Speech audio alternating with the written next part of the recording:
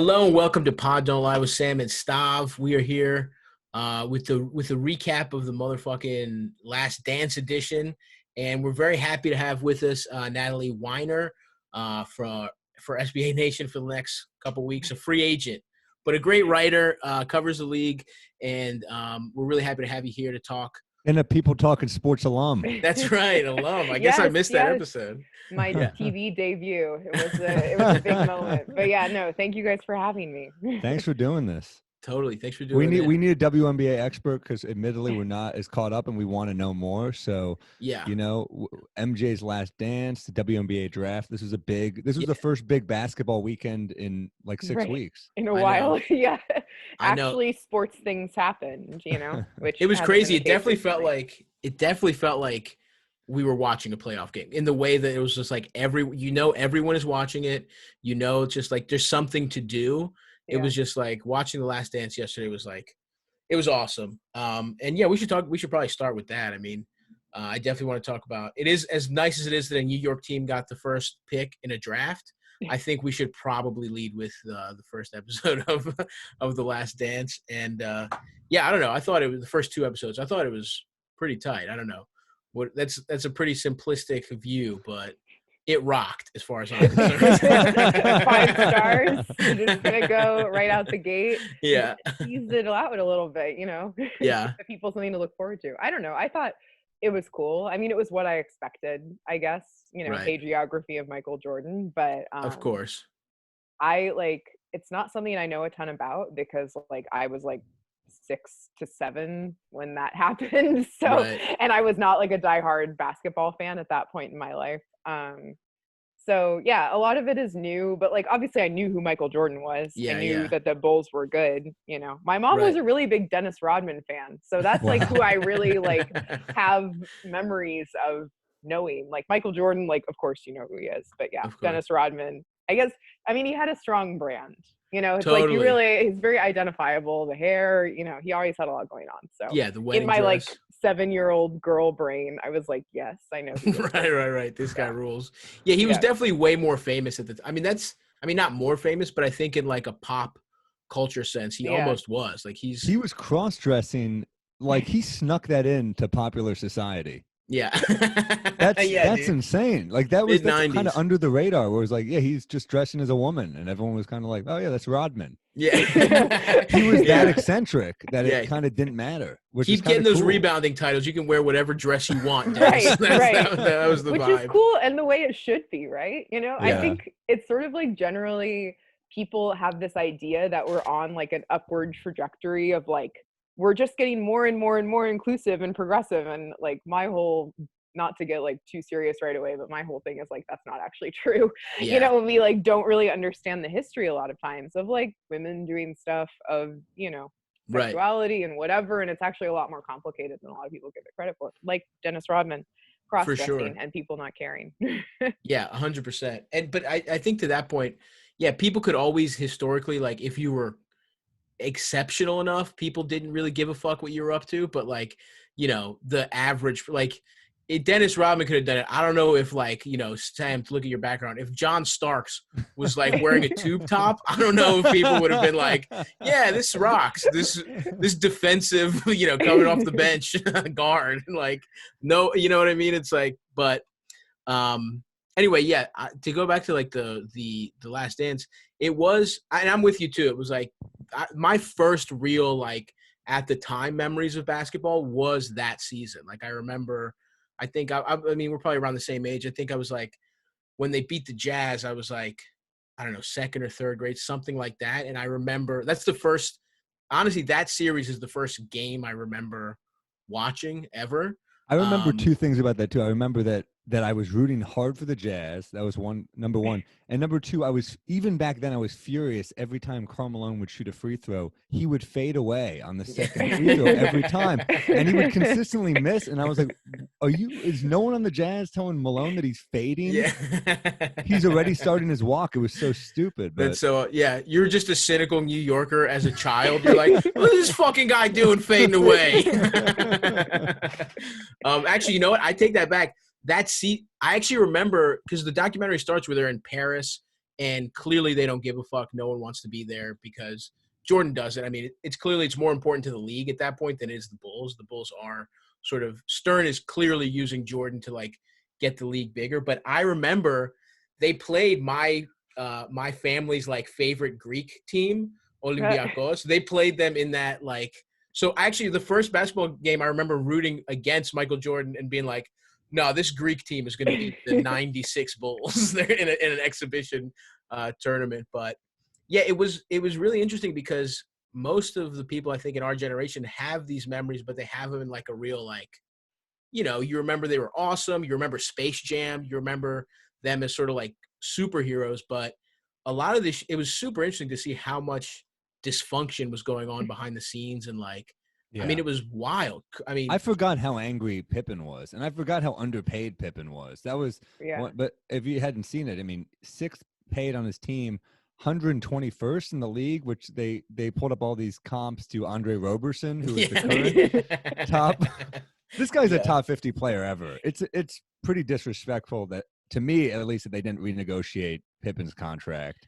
Give him some bonus for winning 5 championships at that point. Well, that's what's so despicable about this, and not to like jump ahead. I mean, clearly, some of the funniest parts of this was like how much Jerry Krause. I mean, Jerry Krause is clearly going to be the villain here. We're not going to get another side. You know what I mean? Like, there's not going to be Jerry Krause defending himself. And on some level, I sort of don't need to see that. It is kind of ridiculous when you have like it's unthinkable that the coach of a 6-time champion team would be a lame duck coach. Like, it's crazy that they didn't let Phil. The Yankees did it to Joe Torre. It's ridiculous. Yeah. Remember, the Yankees did the opposite of what the Bulls did to the Pippen. The Yankees tried to renegotiate Joe Torre's contract to get him less money, and that's why he walked.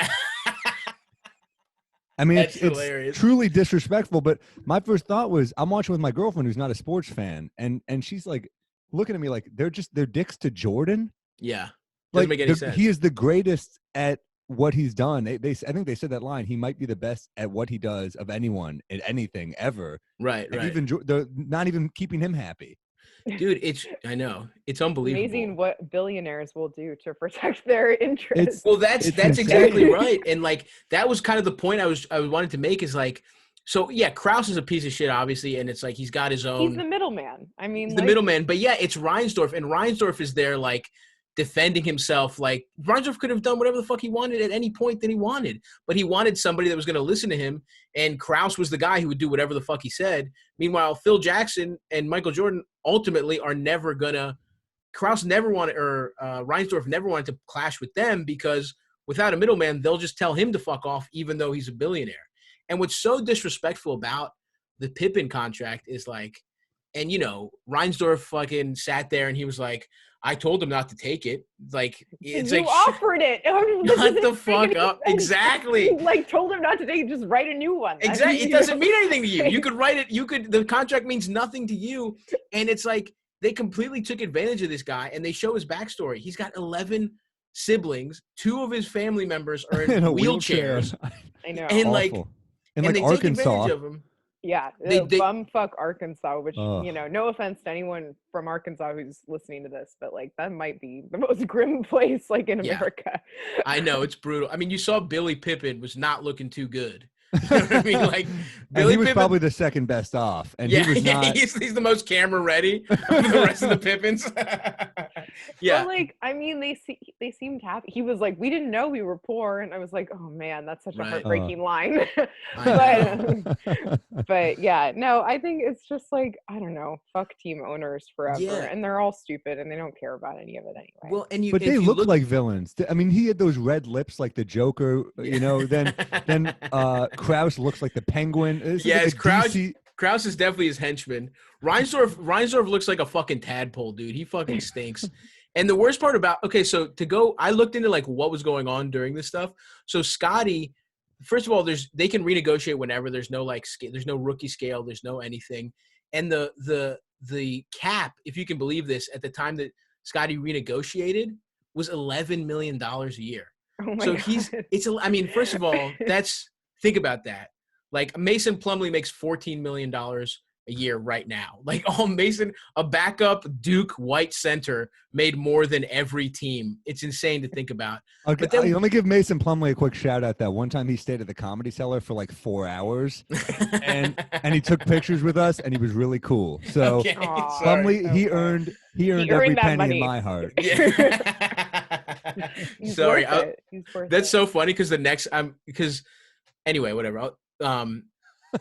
It'll come up a different player that was the Comedy Cellar I used as a comp for something later. But anyway, 11 Don't million. you So knock Hassan Whiteside? it's dude. Hassan Whiteside. Yeah, All it is right. literally Hassan Whiteside. But $11 million, and then when Scotty wants to renegotiate, the cap has gone to $27 million a year, which is still crazy compared to today's figures. But it's like, yeah. And by the way, that's what Hassan Whiteside makes. So that was going to be the comp.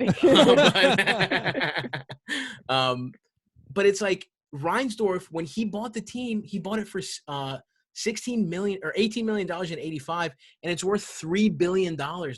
Wow. Scottie Pippen is the reason that happened. Like, not the reason, but him and Jordan are the reason. And in that time, the whole reason the NBA blows up is because of Scottie and Mike. And to not renegotiate that guy's contract and to say, well, you signed the contract, you have to honor it. When you had this guy who was like broke as shit and, fending for his whole family, and Reinsdorf has made his money in like with shit like scummy real estate deals. It's just like the how much like gymnastics these people have to do, the mental gymnastics they have to do to say that it's like, oh, it's like that's fair. It's his fault. Yeah. Yeah, it's so ridiculous. I mean, I'm a Sonics fan. You don't have to tell me. Oh my god, Oh, yeah, But, brutal. But yeah, no, I think it's just like it's grim, and I mean that's. Like Scotty seemed very gracious about the whole thing, and obviously he has plenty of money now, but Right. it's still just like, I don't know. It's funny. My knowledge of him is more as like reality show person, Right. or like, because doesn't his wife or ex-wife, isn't it Laura? on something? Larsa. Yeah. Larsa. Yes. Scotty has taken some famous L's across like over the years for sure in terms of being like barely paid on that team. And then Larsa Pippen, I think most recently it's rumored she cheated on him with Future on the way out. Right. And Future rapped about, I fucked your Yeah. wife by accident. And it's like a pretty disrespectful. Not only do you get cucked like nationally, but for a guy to rap about it who's like very famous, that's a tough one. That set Twitter ablaze when that came out. Check it out, guys. The Federal Fed Future features on that song. You can check also it out. check out Hennessy at Halftime by Meta World Peace, which is a great track. One of my favorites. But you're right. Scottie Pippen is so underappreciated, and when people even call him Robin to Jordan's Batman, I feel like that's disrespectful because this guy was a franchise player on his own. Absolutely. There's like no one gives a shit about Robin comic books on its own, but you'll still go to a game. You'll still go to a game to watch Scottie. Right. Yeah. I mean, and you see that with the year Jordan took off. I mean, they were a 50-win team. They won like 55 or something like that. And it's like, they couldn't get past my Knicks though. It took us 7 games and we got them. Natalie, I didn't know you were a Sonics fan, and that makes me so happy because we were actually just praising the Sonics like maybe 2 episodes ago or so. Well, I mean, the 90s talking Sonics about our favorite so teams cool. that never won. They were. I mean, again, it was like I was like a child, but like it was like, yay, Gary Payton, like exciting time. Oh yeah, Totally. Kemp and Payton were like super for kids to root for. Were the best. Kemp just dunking everything, and Payton just like a little agitating guy who's just like swiping everything. Like you want to root for those guys. It just like it sucks. We were supposed to have Kevin Durant. I don't know. I know. Yeah, that's brutal. It's just so like Seattle is such a tragic sports town in every way except for recently the Seahawks. And the Storm. The Storm were good, but beyond that, and the soccer team. Did you adopt the Blazers or did you root for the Thunder? I mean, I know some Sonics fans. Come on, you can't adopt. You didn't adopt the Blazers, did you? It's been a few years. A lot of people became Blazers fans. That's crazy, bro. A lot of people have become Blazers fans, but I became a Spurs fan. So okay. I just like I got really into the NBA like 2014. Basically. Yes. So yeah. Those are, and it was like that title run. I was like, okay, I'm into this team. That for game 1 or whatever, when they didn't miss a shot for the first quarter against the Heat was unbelievable. They're so like they were such a sort of oddball squad. Like, who are these guys? You know, they're like not what you think of when you think of NBA players. And yeah, totally. Like, even Tim Duncan is like, he's the superstar, but he's like a swimmer from like, he's just like a guy who would have been swimming if there wasn't a hurricane or something. Like, it's just like insane. He got the energy of a guy who helps you at Barnes and Noble. He doesn't have the energy of like an NBA superstar. It's crazy. Yeah, no, he's very strange. I like recently went mildly viral because like, so I have like a million t-shirts because, I write about sports and music. So I've just like, you guys probably have a lot of t-shirts too. I have a lot of t-shirts. And so I've been trying to wear a different one every day of this quarantine just to like mark the days or something. I don't know. But anyway, so when Tim Duncan's like Hall of Fame induction or election came up, I have this t-shirt and I ordered it because it was like too funny not to buy. It says, Tim Duncan's body is 65% water and I'm thirsty. So like, obviously I had to buy it. And so I posted a picture of it on Twitter because like, lol, it's funny. And all these people like freaked out. They were like, you think Tim Duncan is hot? And it was like, obviously no, like I like him as a fan. It's a shirt to wear because he's so clearly not that guy. Right. Also, I'm a sports writer, so I don't think anyone's hot, but but his game isn't sexy. That's the joke. It's like he's the bank shot player. It's like the big fundamental is not the sexy guy. How do they miss out on why that's funny? I don't know. People are stupid. I like the idea of like one person wearing that shirt and just realizing it's ironic and be like, wait, I want to fuck Tim Duncan. I would wear that shirt. You could buy this shirt for any player. Like it's one of those sites where they just fill in the blank. So yes, yeah. Oh, that's very funny to make it Tim Duncan. There's a lot of great possibilities. Yeah. Tim Duncan was an option, but I'm just saying like basically any NBA player you could think of was an option. I should get a Marcus Morris one. You really should get a Marcus Morris one. Natalie, I was borderline obsessed with Marcus Morris this year, and then the Knicks traded him, and it kind of crushed me, and it became a big running conspiracy theory amongst the Pod Don't Lie fans that he will re-sign with the Knicks next year after the season resumes.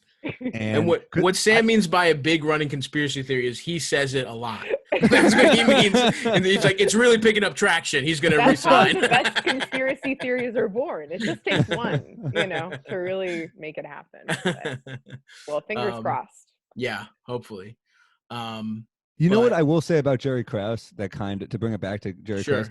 That was a great move he made for Cartwright. He drafts Pippen and he gets Horace Grant. I mean, he got guys around Jordan.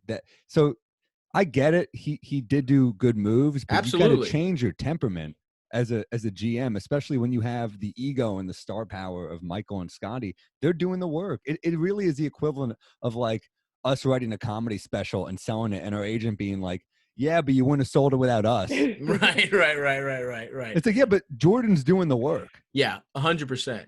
But no, you're right though, in terms of those are crazy moves. Those moves are like he did put like, I get the desire. I truly do get the desire for wanting some like, but he won executive of the year like multiple times. Like, what does he want? No GM is famous. Like, what is like, is Masai Ujiri on Time magazine? No, like he's the best. No one could like, like as well known as a GM could be, but what does he want? I just don't understand like what would have satiated him. It's weird. I thought that part, like they were clearly trying to make him a little bit sympathetic. Like they didn't want it to all be like, pouring down on his head. So they like had that one guy who was like, he was such a good guy. He was just in a bad situation. Bill Wennington with the Fu Manchu, with the looking like a kung fu villain. Oh yeah, what was that? That's a whole other. Don't you hate when people say that? Don't you hate when people say that they're like, you know what? He was good with my kids. It's like, who the fuck isn't? Yeah, it's like no one cares. That's totally irrelevant. Yeah. What do you think he's going to trade your kids? Yeah, it's like. He's good. Most people are friendly with kids. It was great to see Sarah, Jordan and Pippen. Sarah, you're really good, but we're gonna get you for a kid who's a little better at finger painting. Our family's got playing with blocks down. Johnny's the best at playing with blocks, so we're gonna trade you for a finger painter. Thank you very much. And then they tried to make it seem like all the players were like mocking him mercilessly. But the jokes that the players were making were so normal. Like, of course, a basketball player is going to laugh at you for being short. Like, they're all like 7 million feet tall and saying like he's fat. Like, duh. Like, that's how people like josh each other. I don't know. I didn't find it But also Jerry Krause is probably like, yeah, you're in better shape than me. You're a world-class athlete. I make trades. What do you think? I'm going to be ripped?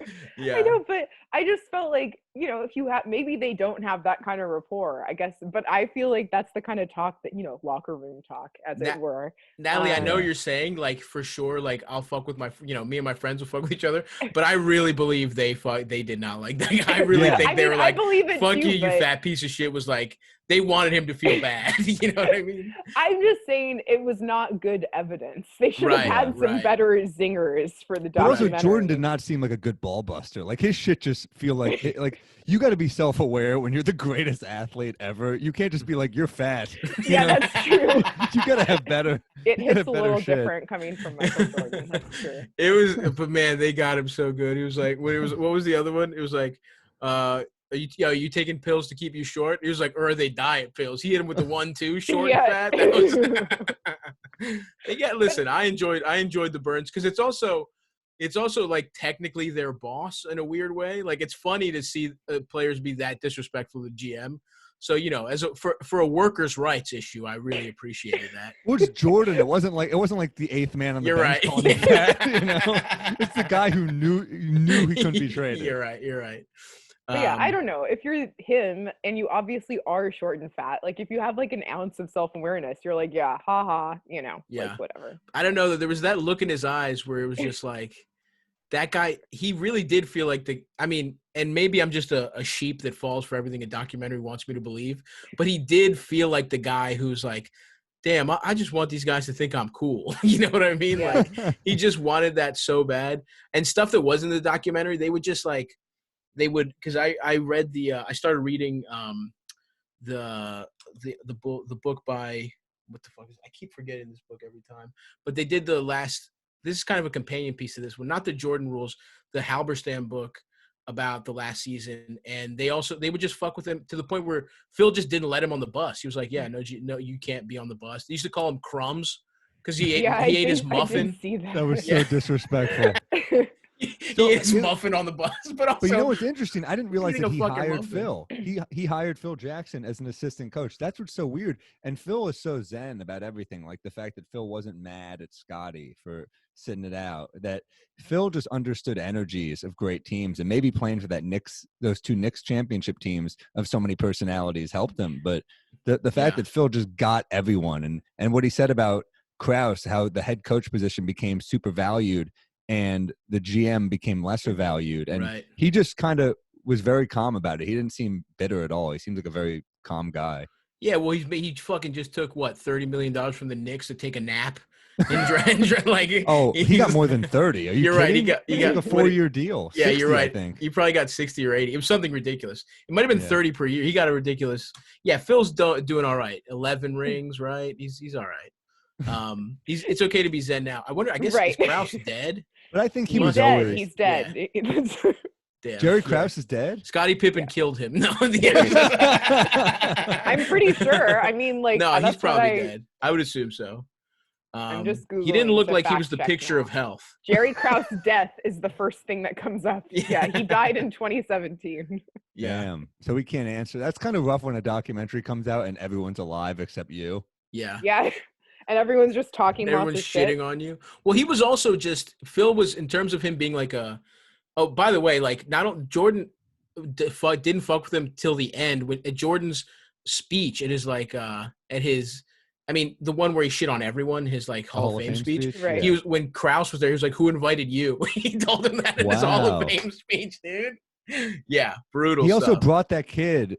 Didn't he bring that kid to his Hall of Fame speech? I mean, Jordan held on to shit. There was a kid who like made the team over him. Oh yeah. Who the fuck cut Michael Jordan? Even as a sophomore, like what high school coach is like?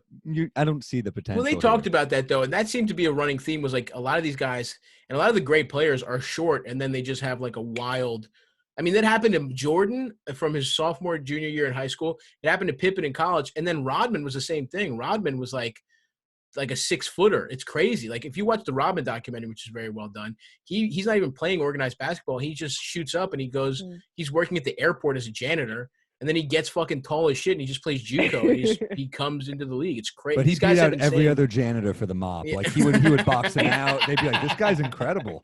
That's my pile of diarrhea. Don't you even dare. God, where is there diarrhea at the airport that has to be mopped I don't know. up? I don't want to think about those airport auntie-ons. I don't know how long they've been sitting under that fucking heater. How about dude, Anthony Davis meals. is another. He was a point guard. I mean, exactly. Even Baron Davis, who's short, he was even shorter. He was like tiny as shit. But yeah, all those big men that get like Muggsy Bogues was 2'4", and he just shot up, and all of a sudden, fuck. What else I want to talk about from this?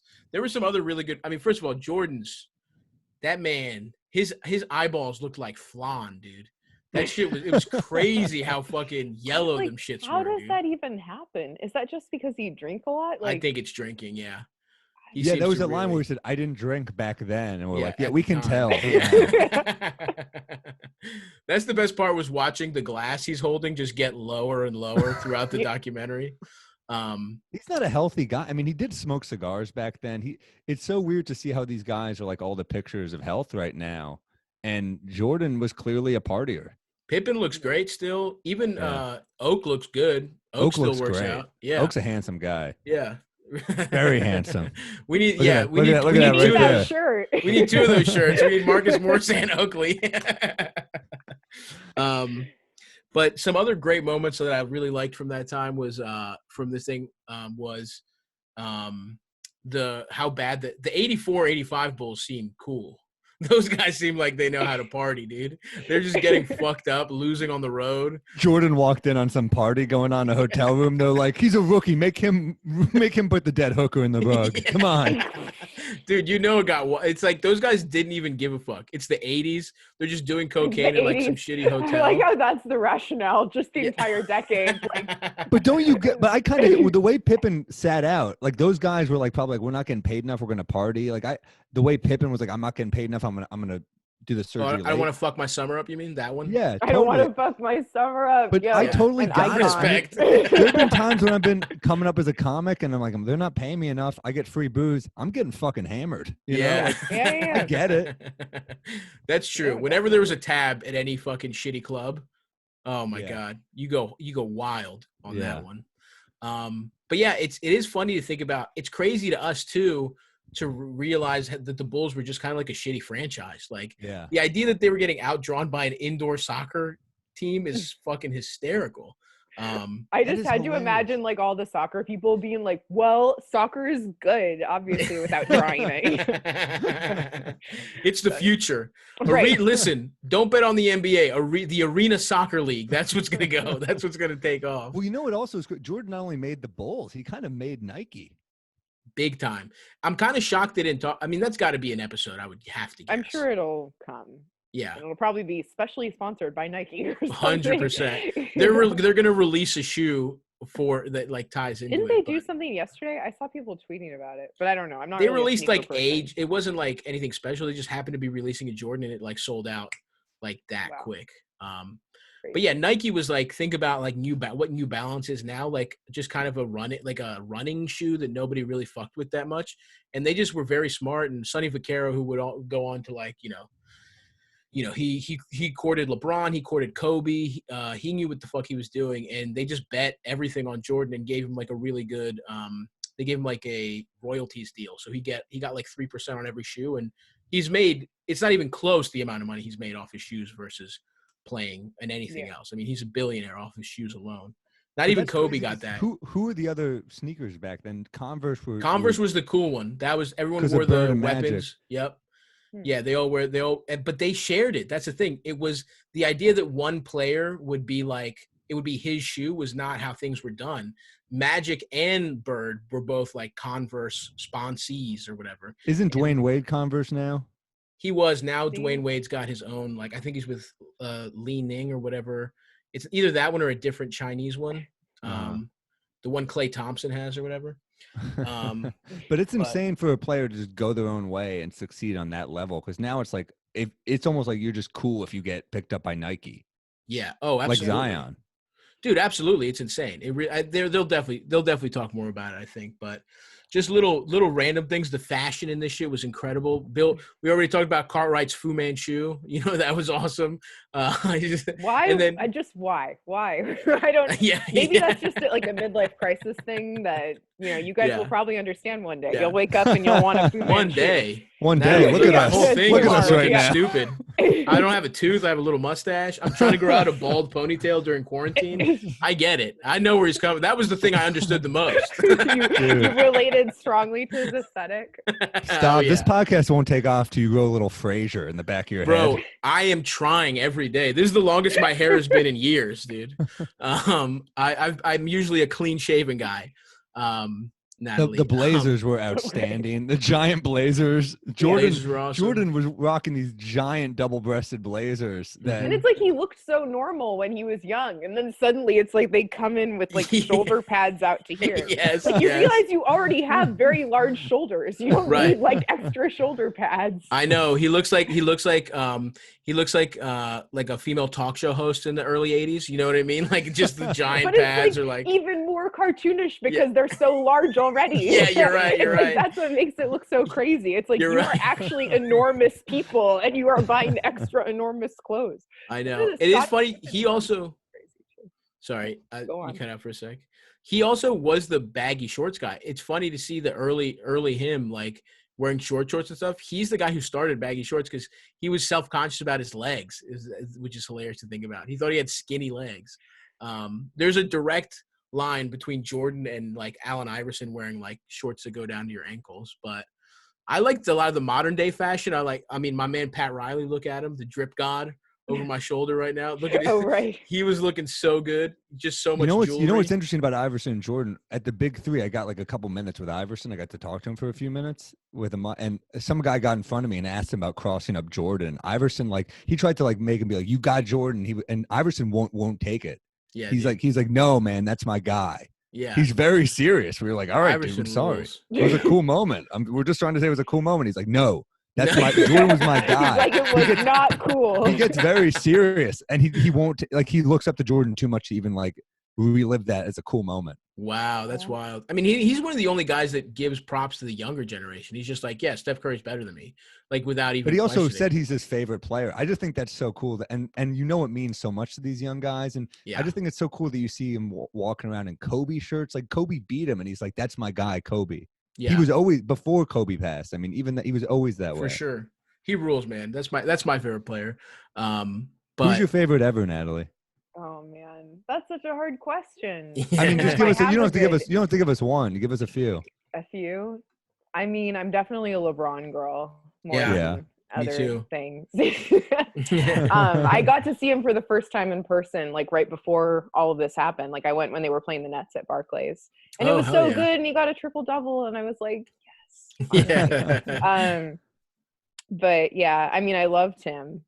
I mean, obviously the shirt.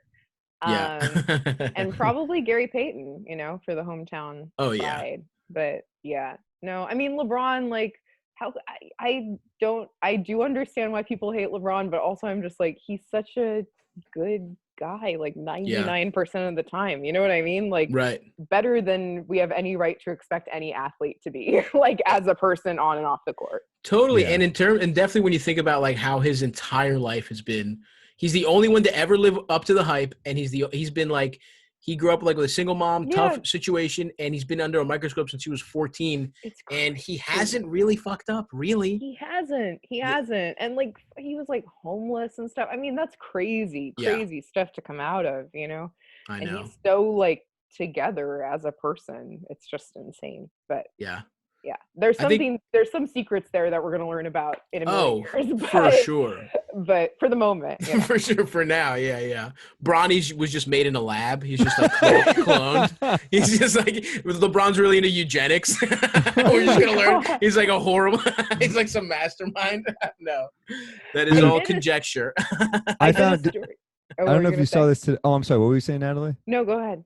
Oh, I just saw a post from Bleacher Report today that said in 2016, McGrady said he was nearly traded to the Bulls for Scottie Pippen during the 97 draft. Jordan stepped in and axed that whole deal. Wow. So maybe they'll go into that, but damn, Krause was trying to trade Pippen. You know what? That's another one that's like, damn, Krause was a good GM. Like, if you're gonna trade if you don't blow it up, obviously, but if you're gonna blow it up and you get T-Mac, that's kind of like your next generation. But that's insane to think about. And he's kind of similar to Pippen in size and like. Absolutely. Imagine T-Mac under the tutelage of Jordan. What a great defender he would have been. Yeah, but Jordan does not. Jordan in his last days does not strike me as the guy who's interested in a rookie.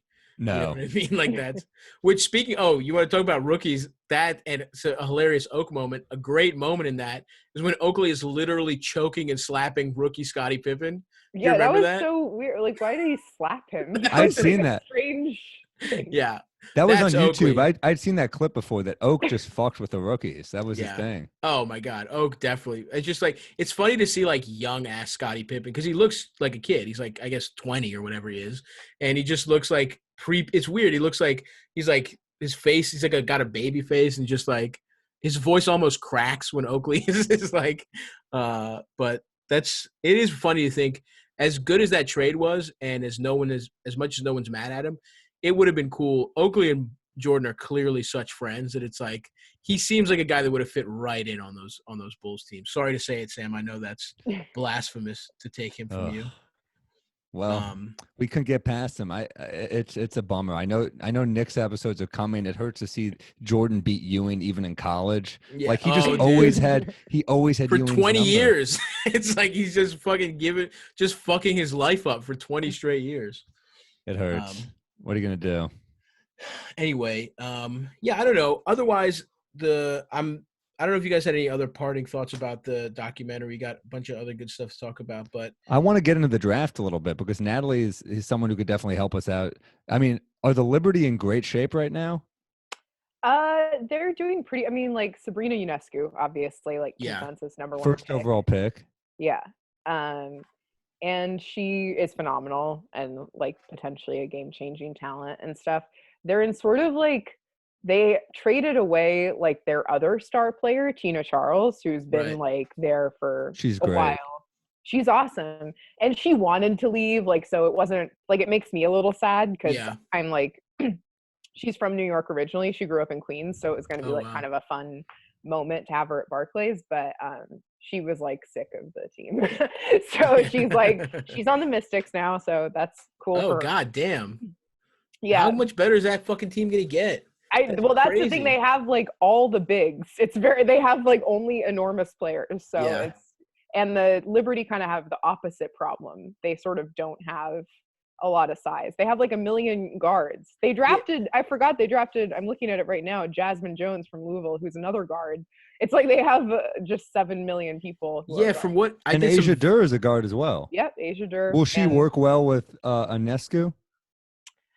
She's more of a shooter, so probably like Sabrina's kind of the pure like floor general type passer. But they got to get rid of some because like Tina Nurse is a guard too. It's a little bit confusing, but they had like 6 draft picks and just like from the very very little research, I was just like jacked that they got Sabrina because she just seems awesome, and it sucks that I feel bad for her because her whole reason for coming back to college was she was like, we lost, I'm coming back and getting a championship, and then fucking coronavirus just completely just erased that season. So I feel bad for her, but it is cool that she's in New York. But it definitely doesn't seem like they 100% know what they're doing. Are the Liberty as bad an run organization as the Knicks?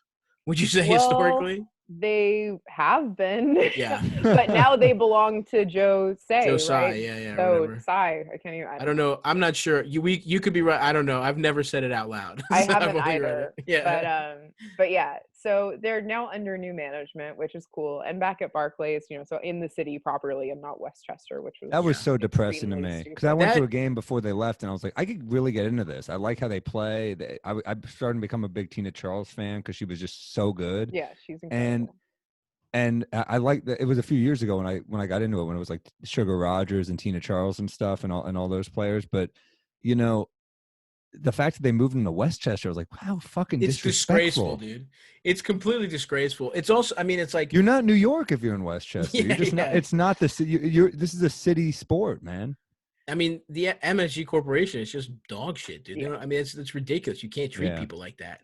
It's like They just clearly wanted to sell it. They had a for sale sign on it, and they were like, we don't want to invest any more money in this while we're dealing with this. So, but they just don't get the publicity the NBA gets. And if they were on the air more, I'd get into it much more. But it's gotten to the point where it's hard to find the games, you know? Yeah. I think recently there's been a push, though. I do feel like more and more, like, just, I mean, I found myself watching more games when I was so basketball starved, where I was just like, fuck it, dude. And it was good. Like the NCAAs last year were fun to just tune in. Like I'm always going to watch. But the NBA like, players have to push it. It's on them to push it. Like Kobe pushed it. Donovan Mitchell constantly pushes it. Like the NBA guys need to get eyeballs on it. Yeah. And that is, I mean, there's so many sad reasons about Kobe, but that is one of the great, like, what ifs in terms of development of the WNBA. And even, you know, Gianna seems like she would have been incredible, but even if she's not, it's like he was clearly gonna be such an advocate that's a, you know, but I don't know. How do you feel? It does feel like the league's picking up, though, wouldn't you say? I think so, you know, inch by inch. It's kind of like, it's just always going to be directly proportional to how much they invest in it. You know what I mean? Yeah. When the NBA decides they want to put money in it, that's when the league, you know, when they decide to like get TV contracts, you know, like the league was actually very successful right when it was launched because they poured a shit ton of money into it, you know, like, and they got all these title sponsors like, you know, American Express and McDonald's and stuff. Like they had really big name people behind it. And then because it did really well, but the fact that they couldn't immediately like recoup the full investment, you know, then people kind of started opting out. But like they have this new president of the WNBA now, and she like comes from a finance background, which I personally am kind of like, you know, like whatever. I mean, if she does a good job, good for her. I'm not like wholly convinced yet. I mean, they kind of botched the draft, frankly. I don't know if you guys watched. No, I watched. I looked at a recap, but did they fuck up a remote draft? Well, look, like there's literally nothing else going on in sports, right? They weren't even going to put it on ESPN at first. They were going to have it on ESPN too. And everyone else is like, there are no other sports and you're not going to put this on ESPN. And so finally they were like, oh, okay, we'll put it on ESPN. And they do it. There's no promotion in the run-up. Like I was watching in the hours beforehand to be like, you know, see how they were going to build it up. And there was next to nothing. And then for the draft itself, they only announced like the first 12 picks. And then they just started putting them up on the screen. It's like, it's a 36 pick draft. Yeah. You can't say everybody's That's name. Wild. Come on, man. They show like 7 rounds of the NFL, don't they? Right. And also, you have no other programming. Like, like let it go on for hours and hours. Who the fuck cares? No, you're right, and you're totally right, because I found out it was going on while it was going on, and I was pissed because I was like, I would have watched this, but I just saw somebody tweeting about it and being like, oh fuck, like I'm in the middle of something else, but I would have watched this for sure. There's no sports. There's no nothing. I would have watched it, but I got cable on Saturday. I literally had to come in on Saturday, so I believe it was Friday, right? Cable? That's crazy. Well, I'm in LA. I'm staying with my girlfriend. It's a long story, but I think we all understand what happened. It's you got stuck there for coronavirus. That's the whole story. That was it. I don't know why I said that. I don't know why I said it's a long story. We're on the lam. But she didn't have any I never cable? thought Stav would call out my lingo. 2 weeks ago, he called out my word on the street lingo. That's right. Which just means one article I read on Black Sports Online. Our favorite sports website. Black Sports Online. Yeah, they should get the Pulitzer every day, honestly. It is the best website. I went to Black Sports Online to research the future Larsa Pippen rumors. So that's the kind of. I thought you were going to say to research the WNBA draft, and I was like, that's an interesting choice.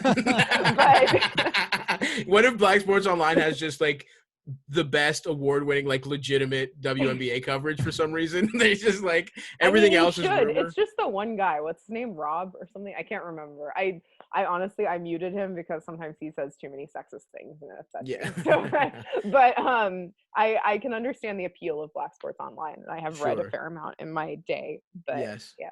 We do listen. This is a lowbrow. We're not going to lie to you, Natalie. This is a lowbrow show that you're on right now. So but we care. We do care, and we're We do. interested. And so, my question about the Liberty is how long before they're a legitimate team? Because they're pretty young. Yeah, I think it's gonna take a minute. I mean, Tino was like the veteran presence, you know. Yeah, but they weren't too good last year.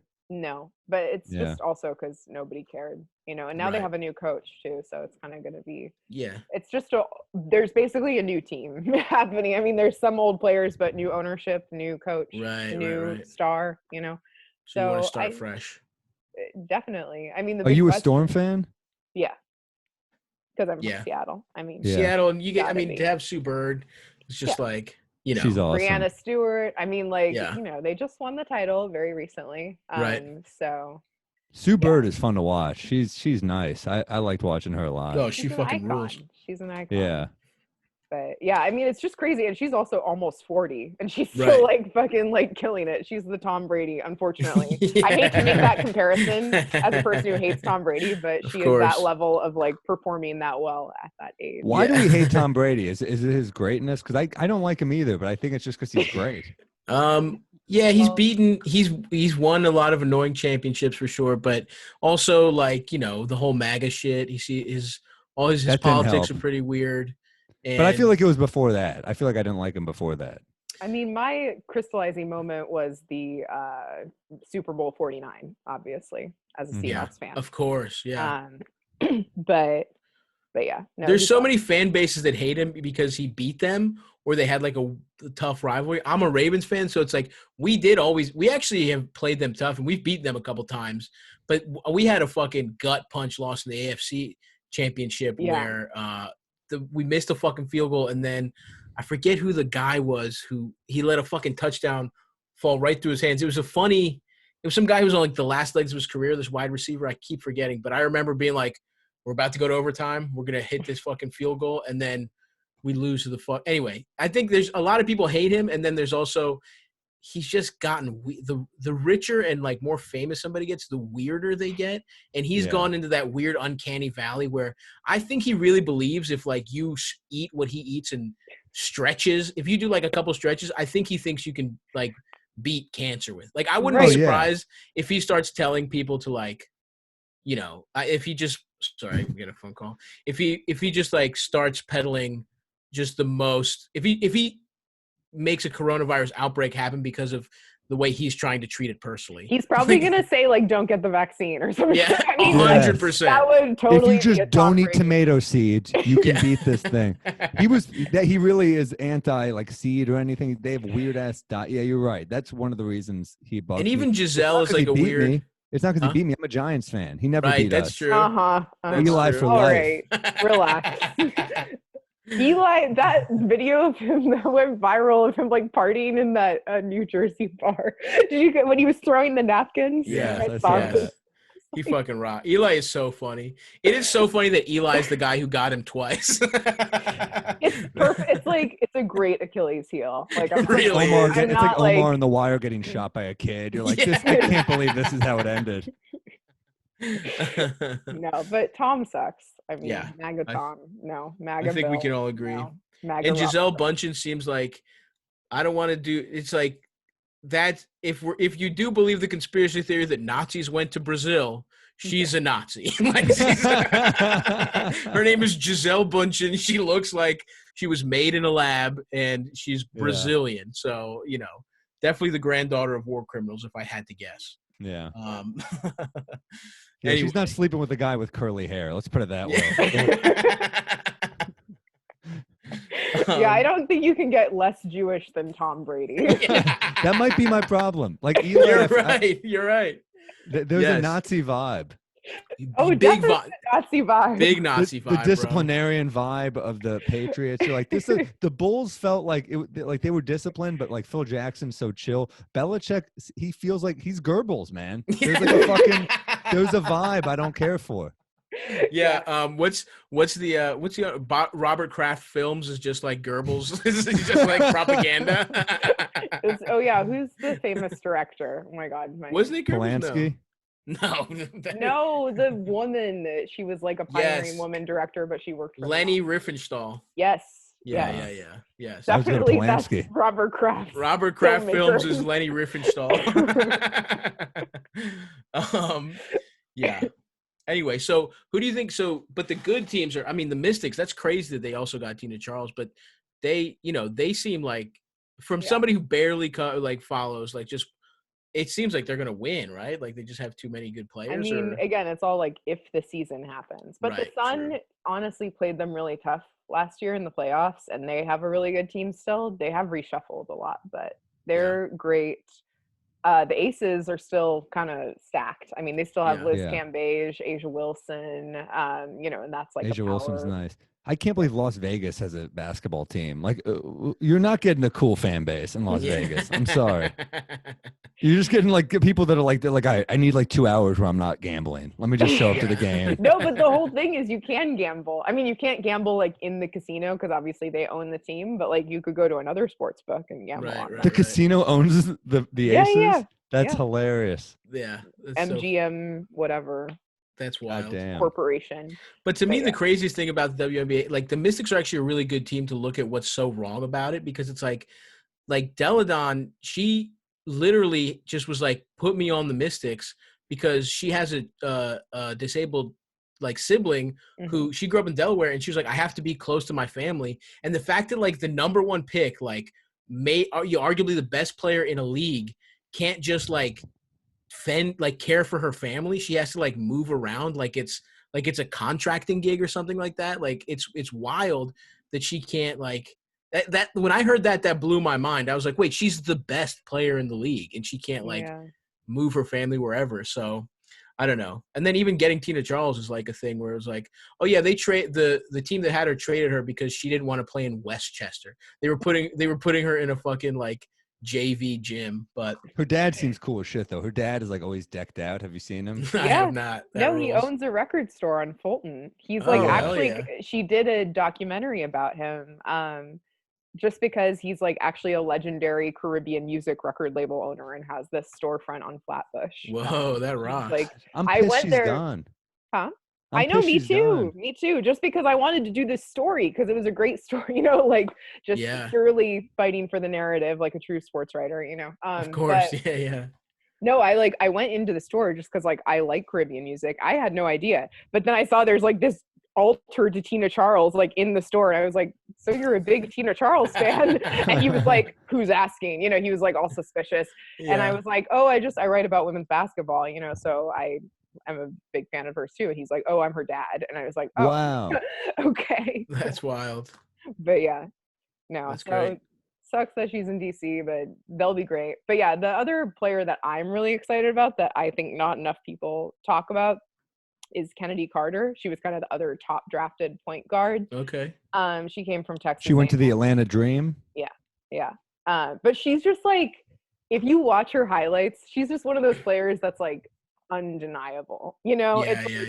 Sometimes people are like, oh, like I don't watch women's basketball because it's boring, whatever, which I don't think is true regardless. But like, if you watch a player like Kennedy Carter, you're just like, it's just that out of the box athleticism that you just can't, like, it's crazy. She will shoot from anywhere. She's got amazing handles. Allen Iverson obviously was her idol. And that rules. Just like, yeah, she's so good. Yeah. I did a little profile on her right before the draft and she was just like chill as hell. And I was like, I want you to succeed. She kind of has that reputation of like having an attitude problem. Right. Is amplified in the women's game because like, girls are supposed to be nice and of course. Whatever. Yeah.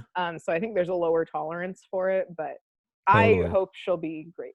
The best players are always the ones with an attitude problem. I mean, like Cheryl Swoops during the draft said, I think she's going to be one of the greatest women's basketball players of all time. Wow. That's wild. Swoops says that. So, damn. You don't have to take my word for it. You can take Cheryl's. Well, what do you, Natalie, what are some of your like favorite stories that you've done, like whether WNBA, NBA, or just whatever in general?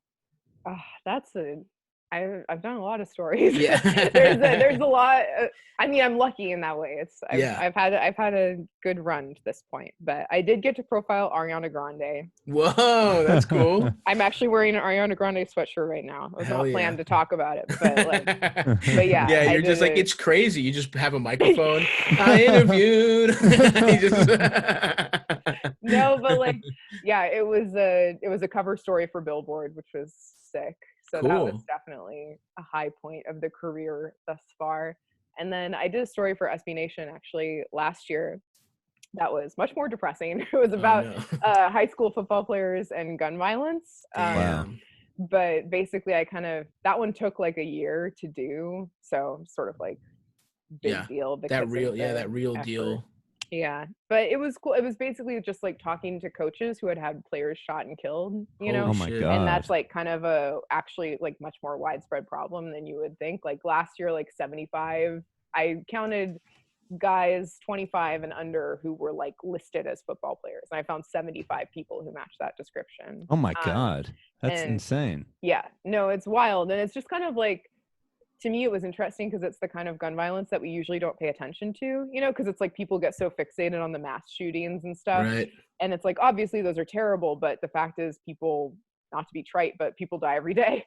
And it's like people are shot and killed just like all over just for nothing. And 90% of the time it's like an accident or like not a situation where anyone's really at fault. You know what I mean? Yeah, especially and is that because like a lot of like football attracts kids that are just like from bad backgrounds, or like is that part of it? Because I mean, I grew up in Baltimore. I played in the Baltimore City Public League, and I knew kids that got shot that played football. Like so to me, it's like, yeah, no, that totally makes sense, because a lot of the kids that were like, I knew a kid who just like, and then the other kid got suspended or expelled because they found a gun in his locker room and shit like that. So I could see, is that part of it, or what? Well, or it's is like one thing is just it's a numbers thing. You know, football teams are bigger than any other sports team, but I think also like for that reason, it can be kind of a last resort. You know, like for kids who they just need something to like occupy their time or something. You know, and so either they or their parents or something are like, okay, you're gonna play football. Like this is a sport. Like because there are like 5 million people on the team, you won't get cut. So go do it. So I think that's part of it. And also there's this whole mythology that we all perpetuate of like, oh, like he came from nothing and now look, he's a big star. You know, there's that whole like rapper go to the league, like mythology or whatever. And kids buy into that because of course it's like, you know, it's sold to them. So yeah, but I talked to this kid who was in Newark. You know, I just went across the river and he was shot 7 times and survived. Oh my God. Jesus Christ. And he was back on the football field. And so he was just like the sweetest kid. And like, I don't know. How did he get shot? Just walking down it was a mistaken identity thing. God like damn. all these people were like, and I talked to his friend who was on the team too, like his best friend who was there when he got shot. And like, it's just like that kind of PTSD, you know what I mean? Like I can't even imagine, like they're like 17, you know, and they're like in a war zone, and this is like Jersey City, you know, totally normal place where people go. I can't imagine. I remember I got a pint glass smashed over my head last year in Vermont, and then the next night on stage, I was like scared of people like jumping out. I can't imagine what 7 gunshots would do. That's insane. And he was just like totally like chill, you know, like, and I was like, I mean, I'm sure like, you know, inside he's hurting. Is he fully physically recovered? Obviously mentally not, but pretty much. I mean, he like walked with a little bit of a limp, but yeah, he was mostly back to. That's crazy. And then I guess to me, that's where my mind initially goes, because like, you know, I grew up in cities and it seems like that would be like the city aspect of it. But I'd also assume like, because football is so big in the South where places have such a gun culture, that's probably the other element of it, right? Like it really like happens everywhere, honestly. Like that was one of the things that surprised me most when I was doing the research. I mean, there's certainly like small cities that are poor. Like, yeah, it happens at a higher rate because that's just where gun violence happens most often anyway. But yeah, all over the South, like all over, honestly, even I was surprised there were places in Washington, you know, which is where I'm from. Like fucking Minnesota and shit, you know, it's just like it's everywhere. Shit happens everywhere. Everybody has guns, so damn. Yeah. Well, that's cool. And so people can read, or because we got to wrap up here, right, Sammy? You got to go Yeah. soon, right? So where can people check you out? Where can Pod Don't Lie listeners read your stuff and stuff? I mean, I'm like on Twitter way too much, as Okay, everyone knows. nice. Yeah. And it's my handle is just my name, Natalie Weiner. Cool. And I mean, you can go to SB Nation to read that story and a bunch of other ones, the WNBA draft stuff. And then I write for all kinds of places. So awesome. Well, thank you so much. Definitely got to come back on the show. This was great. Yeah, definitely. If sports resumes, we're definitely going to be following the Liberty around here, and we'll definitely have you back on. Thank you so much, Sounds and good. Enjoy the quarantine. Do whatever you can. Yeah. Thank you. Yeah. You survive in here. Yeah. Yeah. Working on it. Cool. Cool. Thanks, Natalie. All right. Thank you, Natalie. Bye. All right. Bye-bye.